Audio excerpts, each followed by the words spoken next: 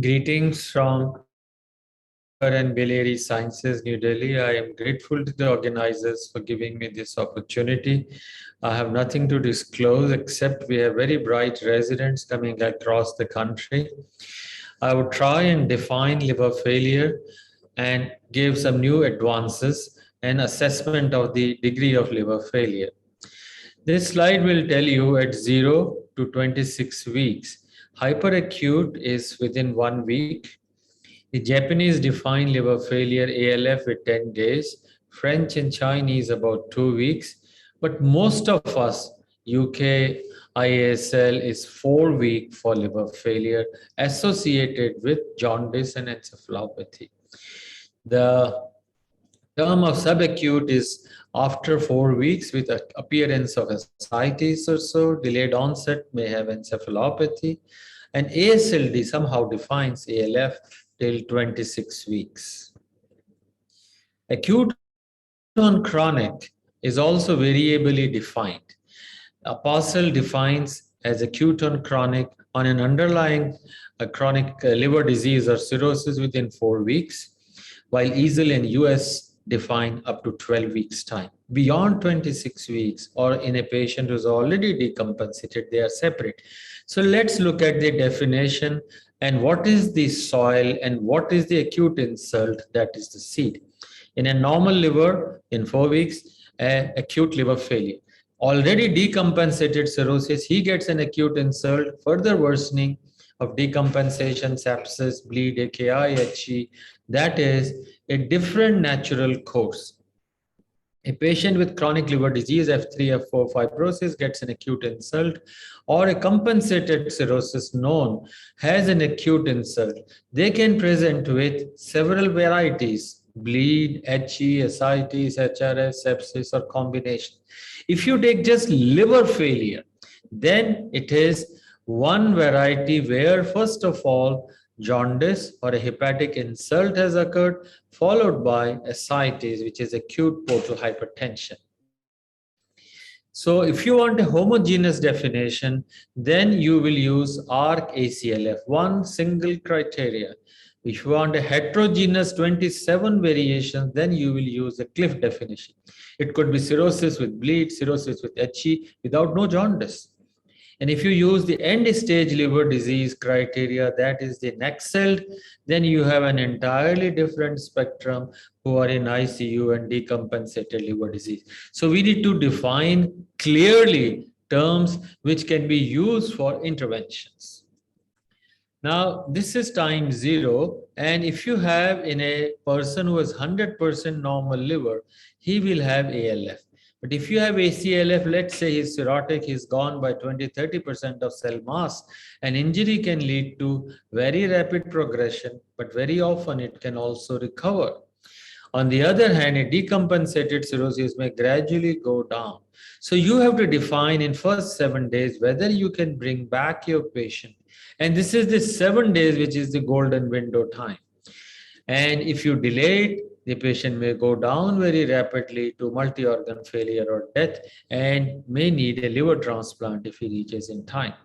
So a patient presenting as hepatic insult, that is as a liver failure, but has underlying chronic liver disease, is acute on chronic liver failure. And the acute insult can be ethanol, reactivation of B, a superadded hepatitis A or E, a flare of autoimmune, drug-induced injury, Wilson.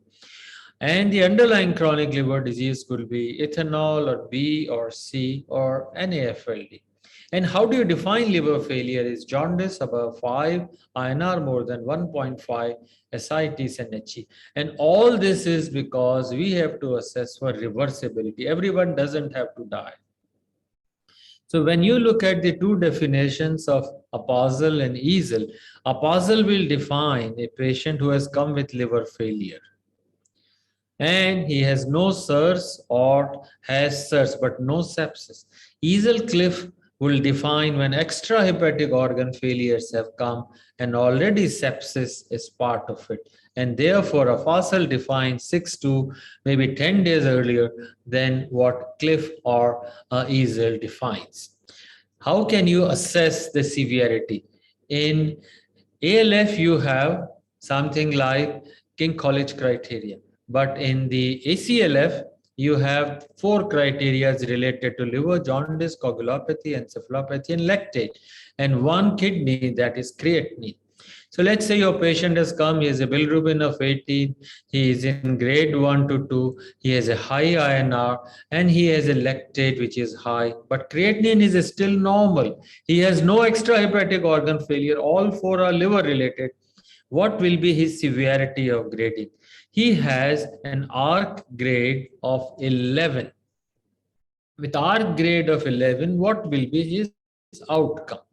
So a person who has a ARC grade, ACLF Research Consortium grade of, let's say, less than 10, mortality by day 7 is 5% more. But if he has 11, mortality increases from 11 to 12 by 20%. So this dynamic score of ARC will tell you, do I need to put my patient for transplant in first 7 days? If I don't, mortality will increase. So let me now go on to the pathophysiology of ACLF and acute portal hypertension. So there is an insult. The insult is by alcohol, virus, or drugs, and bacteria will come from the portal blood. There is an injury. The sensors of the injury are all the immune cells of the liver, and the mediators of the injury in the body are all the cytokines. This continues to go, and the response is in the organ, which is an organ failure. Albumin biology has to be understood in ACLF. Because of the several complications I told you, albumin synthesis decreases. It is a dysfunctional albumin. It is a toxic albumin circulating because of nitrosoalbumin and others, and human non-mercaptan albumin 1 and 2. And these are the toxic varieties of albumin. So don't pump albumin in everyone. Sometimes it may be beneficial to remove the albumin rather than just keep pumping albumin. What are the new advances in management? There is a patient with bilirubin of 20, has got many problems. Can you give nutrition? He doesn't want to eat. Yes, if you give omega-3, and it is far superior than just conventional therapy. You can give for 3 days to 5 days regular omega-3. In fact, it reduces mortality because it's an immune modulator. Patients of ACLF have also acute portal hypertension. There is already a patient with cirrhosis with high portal pressure. Now there is a liver injury. There is a sudden rise in portal pressure due to release of cytokines, activation of stillets, endothelial dysfunction, impaired vascular relaxation. So suddenly patient develops ascites in 4 weeks. He gets renal injury, HRS, GI bleed, and HE. So can we decrease portal pressure and prevent complications? And this is what we showed. If you have a patient with ACLF and you give carvedilol to him in the beginning by bringing down the portal pressure, you can actually improve survival. Patients with ACLF have severe ascites. They don't have the flabby abdomen, which can have a lot of fluid to be collected. They have a tense abdomen, first time ascites. So we believe that such patients will have more PICD, they will have more renin activity, and therefore only do modest volume paracentesis, 3 to 5 liters or so. Now this study showed, published last year in hepatology, that if you do this tapping of even 4 to 5 liters, 70% get PICD. If you give albumin, it is decreased to 30% or so. Why? That such patients have very high plasma renin activity, normal being 4 to 6. They already have high renin. And if you do plasma renin on day 3, you can predict PICD. So handle with care and only do modest volume paracentesis in ACLF and give albumin. Do we have some bridging therapies in liver failure to delay transplant availability and allow liver to regenerate? Plasma exchange is one such therapy which gives you detoxification, permits biosynthesis, and allows liver to regenerate and improves pathophysiology of a deranged homeostasis. In this study published this year, this is for patients who have got standard volume plasma exchange versus standard therapy. So 1 volume of plasma exchange, and this was done in ALF patients, not ACLF, ALF patients, which were having cerebral edema. There was an improved survival compared to standard therapy. This is a very interesting and important slide. There are two types of patients. One is a non-responder to plasma exchange, and one is a responder. This is the patient who has ACLF, and you take out the monocytes. If in the plasma exchange, in just about 2 hours of plasma exchange, 1 hour, oxygen consumption improves, then this patient will survive. So what plasma exchange does in some patients to change the environment so monocytes can do their functions well. So now a patient comes, we'll take out the monocytes, send it to the seahorse to find out the oxygen consumption rate of monocytes. In ALF patients, plasma exchange removes the damage-associated molecular patterns. It corrects the endothelial injury by increasing ADAMTS and decreasing von Willebrand factor. It also improves the monocyte function, cerebral edema, kidney injury, and cardiac function. So I think in ALF, there is a huge role of plasma exchange. In ACLF, on the other hand, when we compared ACLF with Prometheus or Mars, even then we found plasma exchange has a much superior role than other modalities. So plasma exchange both for ALF and ACLF. Now patients with ACLF have high bilirubin. Very rapidly their kidneys are jammed due to cholemic nephropathy. So when you have a patient of ACLF with AKI, give volume. If it responds, good. Generally it will not. Then you will have to give vasoconstrictors for about 2 or 3 days. If it responds, chances are 1 in 3. If it is not, which will be most of the patient, be ready for an early dialysis therapy. Patients with ACLF have very impaired neutrophil, monocyte, T cell, and dendritic cell function. This happens due to inflammation, loss of HLA-DR expression. Sepsis, therefore, is a consequence, not a cause. In this study, about a decade ago, we showed when there is ACLF, the neutrophils are dysfunctional, because of which sepsis develops, because of which organ failure occurs.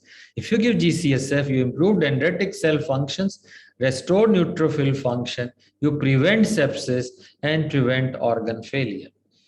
You also, by giving GCSF, mobilize CD34 cells to improve the liver regeneration, giving you an improved survival compared to placebo. Liver transplant remains the final savior. I'll give you what are our current guidelines of ACLF management. If the patient comes to you, find out about sepsis and optimize to prevent organ failure. If he has come with an ARC score about 10, like our patient came with 11, or a MELD above 30, straight transplant.